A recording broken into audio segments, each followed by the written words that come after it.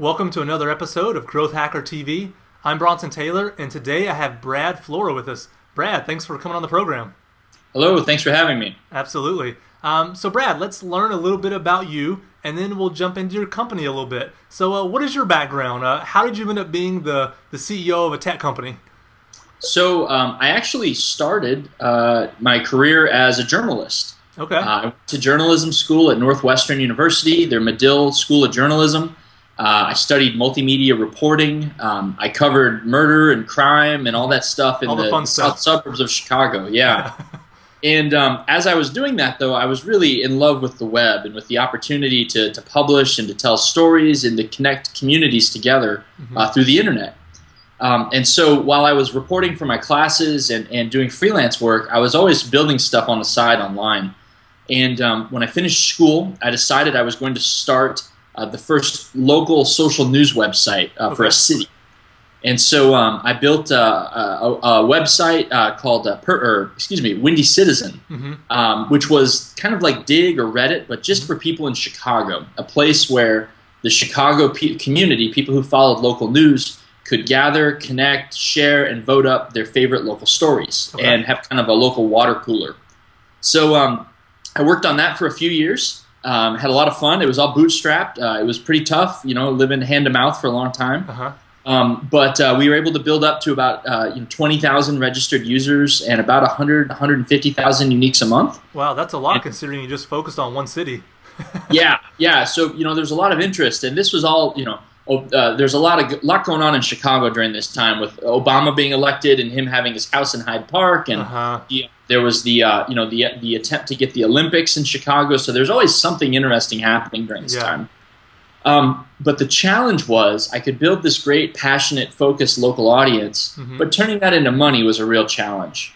And so banner ads didn't pay very well. The things that I tried, and things like AdSense didn't pay very well. So I started building custom ad units, these kind of big, full sidebar, interactive ad units that would pull in live content, whether blog posts or tweets or other things from advertisers.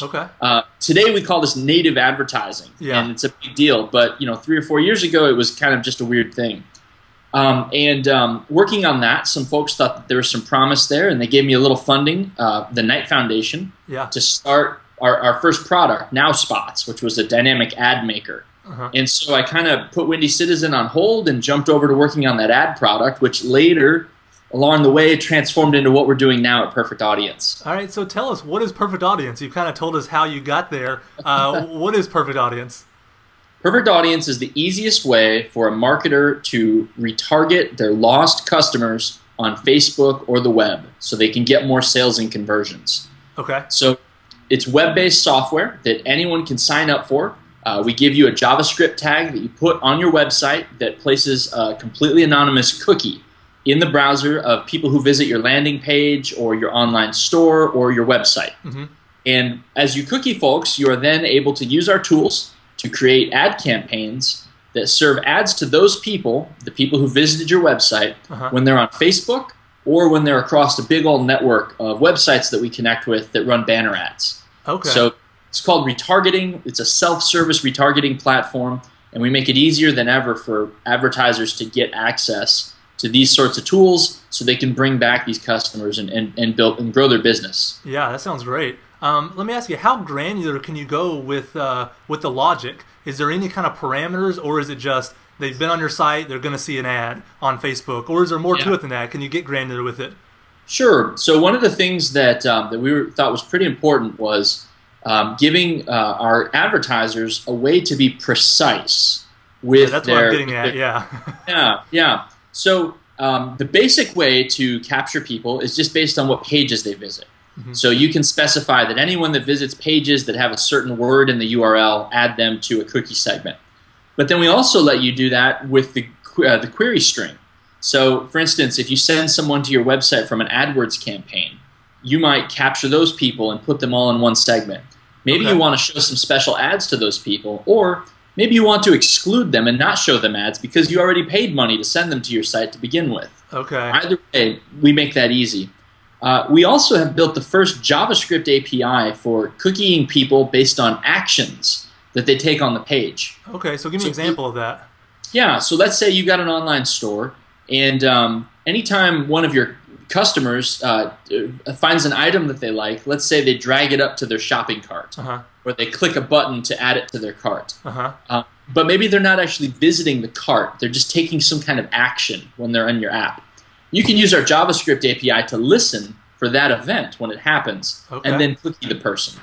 So instead of cookieing based on page views, you're cookieing based on actions, which can be a much more accurate way sometimes to capture people. And it's kind of a new thing that we've been able to bring to the market. Yeah, I mean, I can imagine so many possibilities off of that one little feature, you know? Because imagine what you said is true. They added something to the cart but didn't check out. Then all of a sudden you know that, and then when they're on Facebook, they're seeing that reminder of that product they didn't buy. You could even know what product they put in their cart if you put the right action on it. So then you give them an ad for that exact product and not just your site as a whole. I mean, so you really can go granular with that API. Yes, yeah, you absolutely can. And you know, another reason why it's helpful is because as the web continues getting more and more complex, people are using more and more JavaScript in their applications. It's becoming more and more, you know, websites are becoming web apps. And as they become more dynamic, it's important to think more about actions and events than just pages that people visit, because increasingly the web is not about pages, it's about activity. I think that's very insightful, and that's why you even see the migration from something like Google Analytics to Mixpanel and Kiss Metrics. People need to know what's that user doing, what's that event, not just, hey, I got this many page views. So I think you're exactly right about the trend where everything's going, and you're building tools to kind of further that trend. That's awesome. Yeah, we're huge fans of both of those companies, and you know, they led the way in kind of thinking about actions versus page views, and if we can bring that to the retargeting space, then great. Yeah, no, that sounds like a great play. You actually went into Y Combinator, is that right, with this idea? So not quite. We got into Y Combinator with the original idea. So which was what? Well, the dynamic ad maker. So the first NowSpots product, building these big crazy ads. We managed to work with some great partners, some big newspaper companies that were interested in selling this to their customers. And so based on that, the Y Combinator people thought that what we were doing was pretty cool, and we got into the program. And it was there that they really encouraged us to have like long, deep discussions with our customers, not only about whether or not they were going to use our product, like kind of a sales conversation, but also how and why and for who, and really trying to be empathetic towards our customers. And that's when we started having some thoughts about maybe we need to look in a different direction and help people place the ads that they want to place better, rather than help them make better ads. It turned out that the more we talked to these customers of ours, that was a much smaller problem, a much smaller pain than actually placing the ads where they wanted them to go. And so, that Y Combinator experience and that encouragement to really think through the eyes of our user, without that, we might be doing something completely different. No, I'm so glad you shared that. I mean, so many of the people watching this interview, they're either marketing something right now or they're going to try to market something they built in the future. And it's very difficult to market something if there's not a market for it. If you don't do customer development like you're talking about and really going out there, getting outside the building like Steve Blank says, you're going to have so much trouble no matter what good advice you get about marketing. You didn't build the thing that was markopable. And so I'm really glad you were humble enough to share that things had to change and get tweaked there. Well, and to empathize with, hopefully our viewers, it's hard. It's kind of painful to kind of step outside yourself and be open to someone telling you that your product or the idea that you're sharing with them stinks. It hurts. I get a headache, and I have to take a little time sometimes before talking to customers in this way to kind of steel myself and turn off my own objections. Absolutely. But you have to do it. Well, as a CEO, you're so ingrained in the product. You and the product are almost inseparable. So if the product's broken, it almost means Brad's broken, even though it's not true. So I totally hear what you're saying. Let me ask you this: should every company that does ad buys be using retargeting tools, or should only certain companies, a certain kind of company, really worry about retargeting? I want to hear from you as somebody who builds these kind of platforms. Yeah. So, as we talked to our advertiser partners with our first product, we learned about a lot of problems that they had and a lot of other pain points that seemed much more pressing and urgent than the one that we were helping them with our big fancy ad builder. Yeah. And we chose retargeting because of all of the different ways to buy ads programmatically, so using algorithms and across the ad exchanges, and we can always talk about that more if you like. Retargeting is really the thing that works. Okay. So there's a lot of different buying strategies, a lot of things you can try, but retargeting is the only thing that pretty much works for everyone all the time. Okay. And what's really cool about that is that it's a way to transform advertising into more of a service rather than a transaction. Yeah. So if you think about how a lot of people buy ads, they think, okay, I'm going to run a campaign for this month. And for that month, maybe it's effective or not. But with retargeting, you set it up, and once it's configured properly, you don't have to do a whole lot for it to continue delivering results over and over and over again. Yeah. And that's really appealing as a business. It's appealing to me right now. I'm like, Sure. yes, please sign me up. You mentioned, the algorithms, the ad networks, the ad exchanges, the binding strategies. Does a company need to understand any of that jargon, or is that what your service actually does for them? Is figuring that out behind the scenes? I think marketers need to understand how these pieces fit together, because they're going to become a larger and larger part of paid traffic. Yeah. So, currently, let's say last year in 2012, about $15 billion was spent on display advertising, so Facebook, banners in the U.S. Okay. Of that, about $2.5 billion, so a piece of it, not a large piece, a piece, was programmatic. So that means the ads were bought using an algorithm and what they call a real-time bidding platform, and in real time. So each individual ad impression had an auction happen. And you don't need to understand necessarily what's going on or why or how it works, but it's important to understand that there's this piece of the advertising world that's going to grow. Analysts expect it to grow to about 30% of the market in a few years here. It's expected to grow, and there's huge opportunities there for marketers, because tools like ours and others can help you get access to this and buy ads really effectively. Oh, absolutely. I mean, we're all looking for the set it and forget it. Like, let an algorithm do the bidding for you. Like, let some math thing figure it out for you, because there's just not enough resources, time, money, energy to sit around and manage campaigns all the time, especially for a startup. I mean, you have to rely on tools that are smart like this. Do you think enough companies really understand what you just said? There's a 15 billion pie, 2 billions programmatically. It's going to grow to 30%. I mean, that seems like a really important trend to understand. Do you find that companies are just clueless, or are they grokking it? Do they understand what's going on? Well, I think the word's out about retargeting. We see the search volume to our site, and we see it growing. People know that it can work. Also, frankly, Google AdWords has a remarketing feature that's very popular, and it's very effective, and a lot of people are really happy with it. And that's a great kind of like a feeder into businesses like ours, because a company will learn about retargeting through AdWords. And then they reach a point where they want to do more. They want one tool to connect them to Facebook retargeting, Google retargeting, and all the other platforms. Absolutely. And so we owe Google a huge debt of gratitude for helping introduce people to this world. Yeah, absolutely. So you mentioned Google, and you guys work exclusively with Facebook. Is that correct? Well, we also do banner retargeting. Okay. So we focus on the Facebook stuff, frankly, because it's new. There's a lot of people still looking for a solution for their Facebook remarketing, and so there's new business to be had there. Banner retargeting is much more of a mature market. There's people that have been doing that for quite some time, and from a strategy standpoint, we're building a great Facebook retargeting solution and a very good web retargeting solution. But the stuff we learned from Facebook, we're then able to apply to the web retargeting solution to have a better offering there. Yeah, it makes sense. There's also Facebook Exchange, which from the outside looking in, I'm not as in this industry as you are. It does similar things. How do you guys differentiate yourself from that product? Sure. So Facebook Exchange is one way of looking at it is as it's a new API that Facebook launched last year. Okay. So you've got the Facebook ads and the Facebook ads API, and that's the normal Facebook advertising where you're targeting people based on their profile information and things that they do on Facebook. Okay.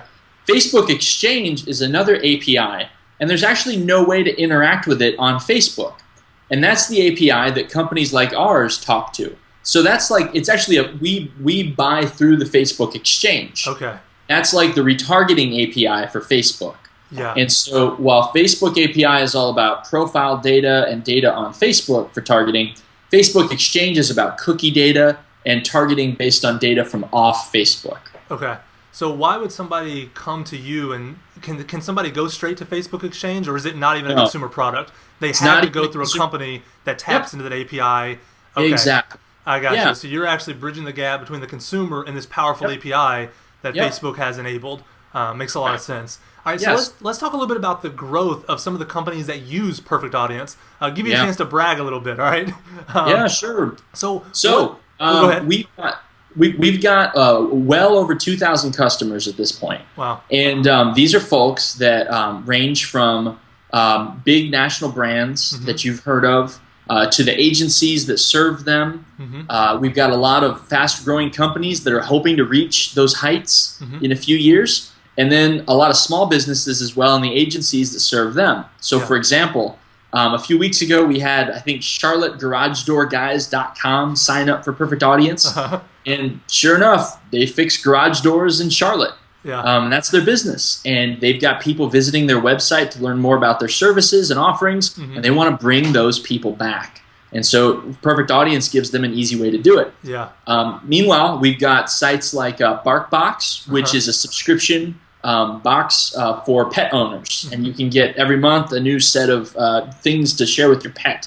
And so they're using us to acquire new customers and new users. Yeah. Now,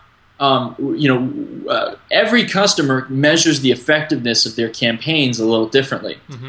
We had a customer just the other week posted an interesting blog post about how they spent about $100 on Perfect Audience to promote a webinar that they were hosting. Yeah. And our ads led to 38 people signing up for that webinar.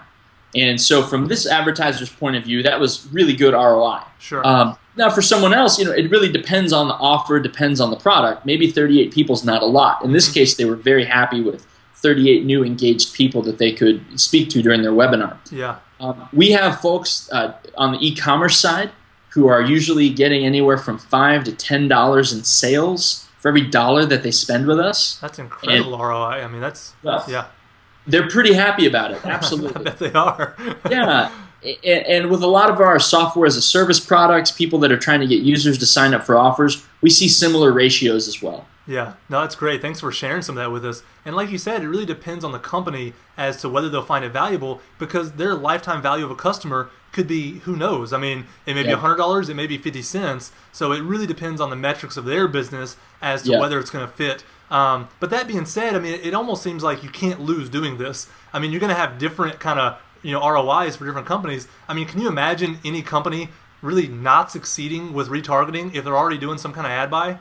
Sure. So, the first thing we do is we offer a free trial. So everyone who signs up for Perfect Audience, the first $60 is totally free, and that credit is good for 2 weeks. Now, is that a credit for you guys managing the ads, or is that actually a credit that they can use on Facebook? Totally free. So $60 of free ads, and I have real ads running in the real world. Yep. On your dime. Okay. All right. Absolutely. Sure. Now the credit expires after 2 weeks. Yeah. So you got to spend that money. Yeah. But yes, and the goal there is that is the easiest and most straightforward way for a business owner to find out if this is going to work for them. What are you guys finding with people running that trial? Because I know you guys are looking at your internal metrics. You're seeing the people that use the trial and the ones that convert. What are you discovering about that process? Oh, sure. It converts wonderfully. Yeah. I can't share the actual percentages, but it's been very effective for us. Yeah. And frankly, it solves a lot of sales problems for us too. There's a lot of companies that they expect kind of an enterprise approach to these tools. Yeah. And so they want to get someone on the phone. They want to they want a deck. They want a demo. And I can just say, look, sign up. The tools explain themselves. We provide support with live chat via email, phone in extreme cases. In one day, you can have campaigns live on Facebook, on the web, and you will know right then and there if this is a product for you or not. Yeah. And that's so much easier for us to support that rather than have to have a big sales team. And also, they, instead of getting a bunch of promises in a fancy deck, they actually see if the tool works for them. Yeah, that sounds like a great strategy for you guys. Working with all these different companies and seeing the gamut, from the garage door guys to the BarkBox to fill in the blank, all these other things, do you see a trend in best practices? The companies that use retargeting the best do X or they do Y. What do you see as trends across the really successful companies doing this? Sure. So the first thing that the companies that are smart and effective about this do is they make use of conversion tracking. We have a great conversion tracking setup. You can pass data from the moment of conversion into our system. So, for example, if you have an e-commerce store, you can put the price of all of your products and have that passed into our tags. You can have the order IDs passed into our tags. And so as your campaign runs, you can generate reports in our tool that tell you, okay, you had 8 sales yesterday. Here's the stuff that got bought. And here's the ad that led to that purchase. Here's when the ad was clicked on at this time, so you know that there was a 1-hour window, a 2-hour window, a 4-hour window. Okay. And so the smartest advertisers, they set things up in this way, and then they actually use that information to inform new campaigns that they create. So they might see, there tends to be a 3-day lag between people clicking on the ads and coming back and making a purchase. Yeah. Maybe I should make a retargeting list that cookies people for just 3 days and then put a really high bid on that and bid really aggressively for those guys. Yeah. There's a lot of nuance to this, and we give you the tools and we try to make it simple, and our customers are always finding kind of creative ways to mix and match different strategies. Yeah, I mean, you're saying exactly what so many people have echoed on this show, which is using data, really using the metrics to inform your decisions. And so, it's no surprise that it's also a best practice with retargeting. Look at the data, learn the data, get creative with the data, and then make, actual decisions based off of it. Yep, I think stepping back and thinking about why you're going to do the changes that you're about to do to any of your marketing campaigns. Yeah. That's kind of a baseline that you have to do. And so we try with Perfect Audience to give you a great way to create and deploy your campaigns, but then also to get the information that you need to make the optimization changes that are going to help those campaigns be successful, but also remain successful for a long time to come. Right? That's how we keep that's how we keep customers and build our business is making people happy for a long time. Yeah. Well, on that same note of keeping people happy for a long time, let me ask you about how the consumers kind of view retargeting. Do you ever get the sense that consumers are frustrated or they feel like it's big brotherish, they're watching what I do online, or do they actually like it because it's so targeted? What's your take on it? Great question. So consumers hate bad retargeting. Okay. What is bad retargeting? Explain that to me. Yeah. So no question about that. It's easy to kind of do a song and dance or something, but if someone makes a purchase from your business or they sign up and then they still see ads for it the next day or for weeks or for months afterwards, that's not going to reflect well on your brand. And why is that bad? Because they made a purchase, you already got them? Yeah, you already got them. Yeah. Let's say you've got a business that's also a software product, subscription model. Once you sign up, you're in. And you're not going to sign up again. Yeah. Seeing ads beyond that sign-up point is really annoying to people and really frustrating, and it reflects poorly on the advertiser. Yeah. Now, historically, the reason why that's happened is because a lot of retargeting companies, and we do this too, they charge based on impressions served. If you can keep serving impressions for longer on that user, you make more money. Yeah. So, these are small things, but important decisions for a company like ours to make was, do we want to make it easy for people to stop retargeting folks after they convert? Yeah. And we decided yes in this case. Which is a hard call to make because you're hurting your bottom line, but helping the industry and helping your consumers. So it's the right call, but it's a hard call, right? Well, I think making that excuse me. making that decision comes down to having a clear understanding of kind of where your product and your business fits into the market. And things like that might have worked fine a few years ago, but consumers are prickly, and they want to be marketed to in a smart way. And if they see dumb marketing, then they're not going to think too highly of your products and your company. Yeah, it makes a lot of sense. So you kind of have an interesting company because you are helping other people market themselves, but at the same time, you have a product, Perfect Audience, that you have to market, right? Yes. So we're selling growth hacker tools to growth hackers. Exactly, right? Same kind of thing. So let's talk about how Perfect Audience has grown. Let's talk about the product Perfect Audience and what's going on there. You mentioned earlier you have about 2,000 customers. Is that right? Yes. Somewhere like that. So let's talk about that number for a minute because, we're used to hearing about these free consumer-facing products that just have hundreds of thousands and millions, the Instagrams, whatever, and then you come on and you're like, hey, we got 2,000, right? But people aren't used to hearing the numbers of SaaS products and the numbers of these kinds of things. Do you think that everyone just has a really skewed view of what success looks like and how it's different from consumer-facing free products to Perfect Audience, paying a fee, that kind of stuff? Yeah, so I think so. For us, it's one thing to get a sign up. That's great. But then you have to convert that person from a sign up into the free trial. And then that person then needs to have such a good experience that they become a customer. They activate, become an actual paying customer. And then you want them to have such a good experience that they're going to tell other people about their experience or write about it or share about it on Twitter or Facebook. Dave McClure, the investor with 500 startups, he talks about the what he calls the pirate metrics. R. Software as a service. R, right. And so you've got acquisition, activation, retention, referral. And revenue. I think in revenue, yes. So when we started 5 months ago, acquisition was our foremost concern. And we learned some things about that to get us to a good place. But then using tools like Mixpanel, we were able to see okay, now activation, we need to get, for the given acquisition that we have, we need to solve activation. And so we spent some time over the winter working on that. Now we're turning our eye to some of the other metrics. But, once we kind of go through the whole flow, then we're going to go back to acquisition and figure out, okay, how do we double what we're doing now? And then what does what do each of those other metrics look like for this new influx of customers?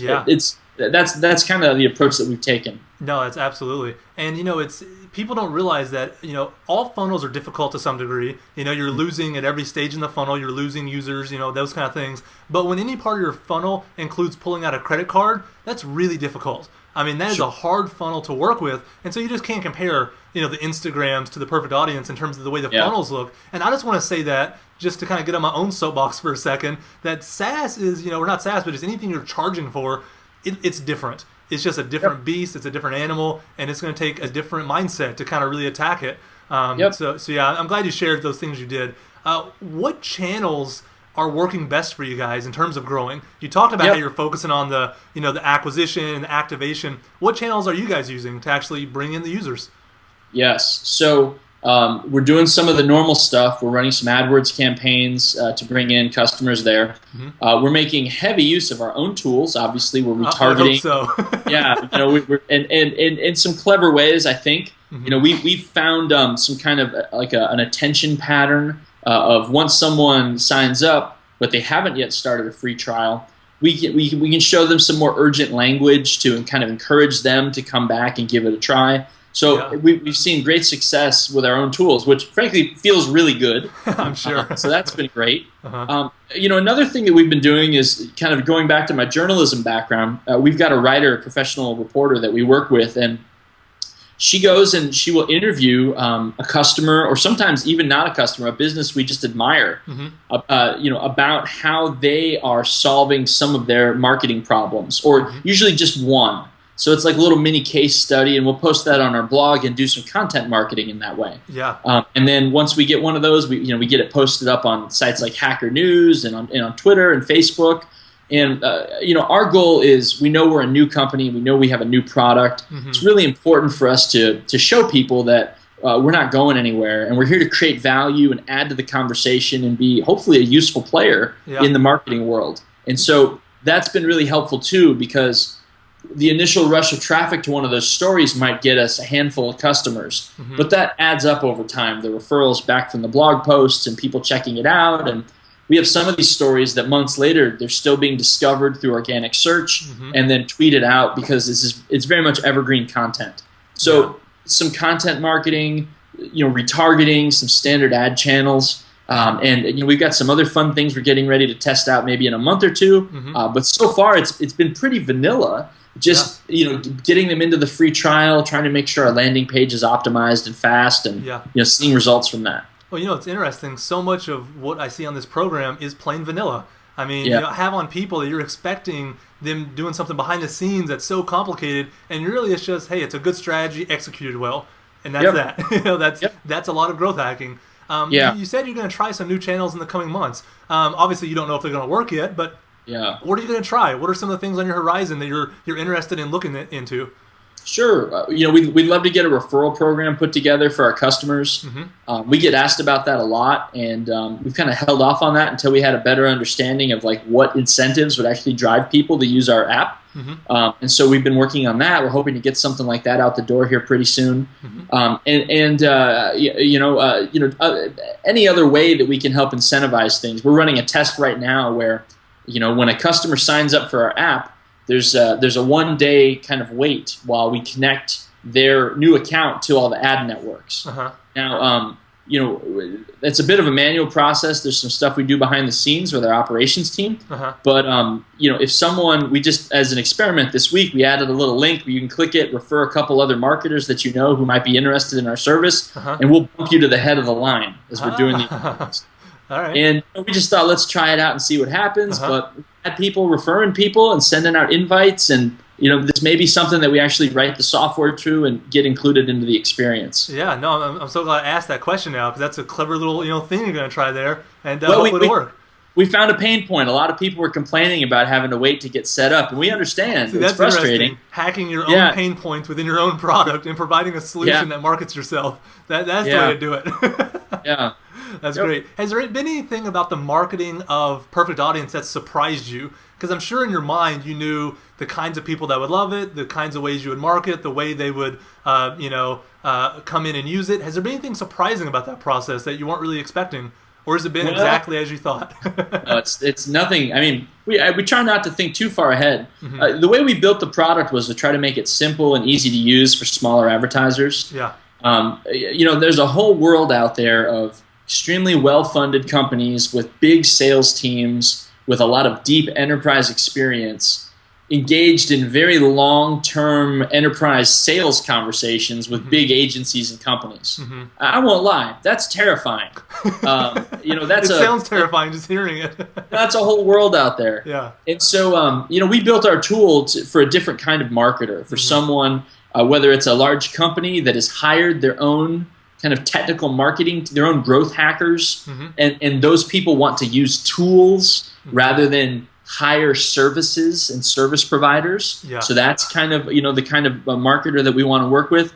Or at smaller businesses, that's all they have. It's someone who's in the leadership of the business that's using the tools themselves. And so we built for those people. And one thing that we didn't anticipate was that some of the players in the big enterprise battle are just so tired of that they're looking at tools like ours as well. They're looking to scale down. Well, in some ways, they're looking either to bring some of this inside, simplify it. And so, Optimizely, which is a company we really admire, their CEO has talked a lot about the consumerization of the enterprise. How a lot of the, you talked a little bit ago about consumer apps, Instagram and stuff like that. A lot of the design innovations and the priorities of let's make it easy to use, let's make it beautiful, let's make it clear, let's make it responsive, let's make it fast. Those are not typically the qualities of an enterprise software solution. But taking those into that arena and making tools that are easy enough for a small business to use, it turns out that there's larger guys out there with bigger spends that, frankly, it's a good fit for them too. And we didn't really anticipate that. When we launched in October, we had some very large companies talking to us, and many of them have become customers, and that's been wonderful. Yeah, that's a good surprise. That's definitely not a bad surprise there. Yes. Well, this has been an incredible interview. Let me ask you one last question. Give a chance for you to give back a little bit. What's the best advice that you can give to anyone that wants to grow their startup? Because you've been growing your own startup. You've been watching other startups grow using your system. What's the best advice you can give to somebody trying to grow their startup right now? So this is really cheesy, but I was talking about it earlier today with someone on our team. We are getting a lot of referrals right now. People who have wonderful companies who are coming to us. Mm-hmm. And the reason why these folks are coming to us is because the referrer talked to one of us, and we were really nice to them. Okay. And we took the time to answer their questions. We made the time to listen to their problems and try to address them. Yeah. So it's very exhausting when you have a small team, but we are always talking to our customers. We got a live chat. We use Olark, which is great for that. And we'll do 50 of those in a day. Wow. With people talking to us, and some of it's like sales conversation, some of it's actual usage. People have questions.